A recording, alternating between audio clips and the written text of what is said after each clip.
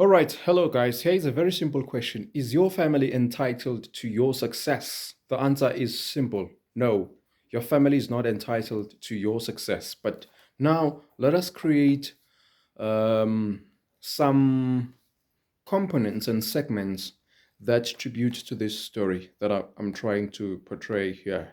Is let us create a scenario whereby you was raised in a deplorable, dysfunctional, critical background.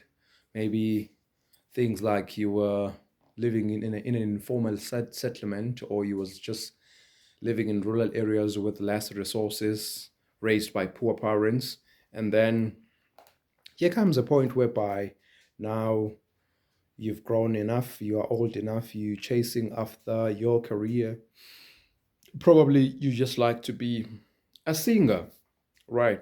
And then and then your parents begin to be negative about your career and say, there are many lot of people who grow up wishing to be successful singers. But if you're looking at the percent at which people are succeeding in the entertainment industry, especially in music industry, there are very few. So we just trying to tell you that it might not be possible as you might thought. So in fact, it seems like that you're just pouring some ice in your tea, which is you want to be a successful musician. So they just adding up the ice cold in your tea. And you then begin to have disputes, when your parents try to outline to you, to enlighten you that this might not work. It's very rare, it's difficult, it's very daunting, it's very formidable, to succeed in this industry. Why can't you just go for probably academias, chase after your academics, study engineering, accounting, MBA, LLB, medicine, and other things. There are many a lot of careers that you could literally pursue rather than to pursue music, and music can be secondarily in things that you pursue. Why can't you just take that approach, just in case if things does not work out for you in the music industry, then you can automatically maybe use this academics, to balance life, and then you will start to have maybe an element of resentment towards that notion, because it seems like it's going to be a little bit delaying your success. Hence, you just want to chase this dream so freaking bad, from the get-go, rather than to via through academics, graduate, then thereafter you can then pursue this dream. So now you begin to have a dispute with your parents, conflict of interest, conflict of opinions, and sentimental views and perceptions. And then now you're no longer getting along with these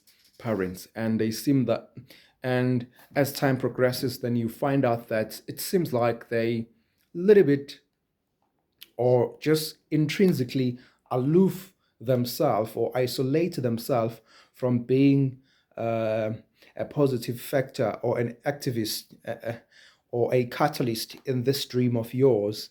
And then now you will begin to resent them, and then you will work your butt off. You will strive at the level best, you will work hard, you will do this, you will do that.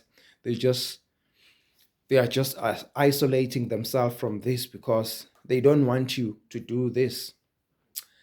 And then maybe in hindsight, and then they become very fickle, with their approach, and then they begin to come back and be supportive, and you still struggling at that particular moment. And then when you are successful, let us say you manage to pierce through, to pave the way to your breakthrough in the entertainment industry, and then you become a successful musician. And then now they're gonna feel like they are your parents, they are your family members, they are entitled to your success. Like, for instance, if you are living as a millionaire, they will feel like they should also live like millionaires just simply because you are a millionaire, and you can make them to have access to this life of being millionaires. You can buy them a house in suburb. You can also buy them these expensive cars because now you're successful, you're affording, you can do this. It's not a huge burden for you to be here. Now you you will then see them as enemies, because you will look at them as your foes, because they were not um, they were not adding fire in your dream. They were just pouring some ice in your tea. Now you will then begin to say they were negative about this, but now they want to be compensated because they are just your bloodline, but they were not supportive at this. All I'm saying is that if you are a millionaire, if you are successful, whether your family was supportive towards that, whether they were not, it's not because they were not supportive, if I could put it that way. It might happen that they have different perception or different sentiments to whatever that you was trying to endeavor at that point in time, whatever dream that you was aspired to do. And I understand the fact that your family are supposed to be supportive in whatever that you do, whether they know that it's highly impossible and difficult, to break through in that thing, but they just need to sequester you. They just need to support you, to defend you, to promote you, to see it possible for you, even if how hard it might be. Right. So now you are living extravagantly. You're living very successful, Porsche life, a life of a millionaire. You're driving exotic cars. You're living in lavish palaces. Now they are still in townships, or in rural areas. Um, and then they felt like you abandoned them when you are successful, right? And then the devil will then abrupt in you and say, these people, they were killing the dream, they were burying my dream. So you then hate them. But the point is, it's not they didn't wanted you to see. It's not just simply because they didn't want to see you become successful, but they see it impossible for you based on all the tragedies, obstacles, calamities, consequences, hindrances that you might come across as you chasing after your goal. So they find it so hard for you to go through the very same path, that other people get defeated in, and then they think you should just be very fickle with your dream and try to do something that is less challenging, or either that is doable, in terms of when they check on the statistics rate at which people are succeeding in those industries, rather than to chase after this.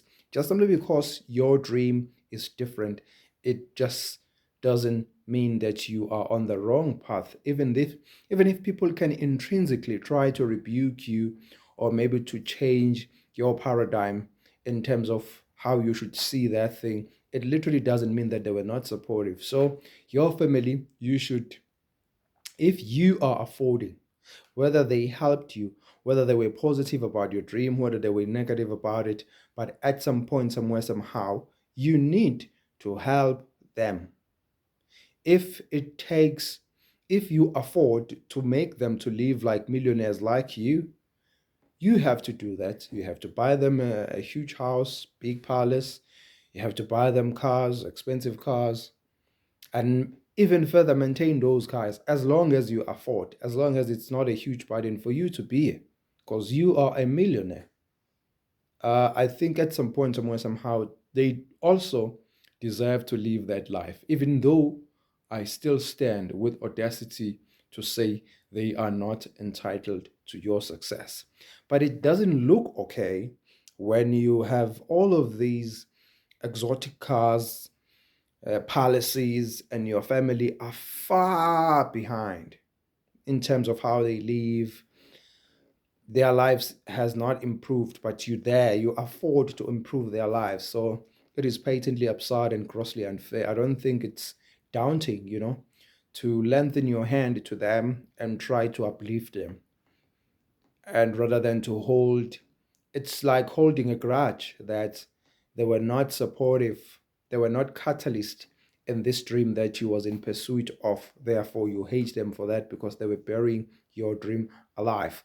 I understand the fact that some people might think, now I'm a millionaire, I have to use money back to them. Why can't they work for themselves if they really want this life that I'm living, why can't they achieve it by themselves? Because I did it by myself. You should put yourself in their shoes, that it's not possible for everyone to achieve the life that you've achieved. Let me just stop there. Thank you very much. Have a lovely one. Have a lovely day.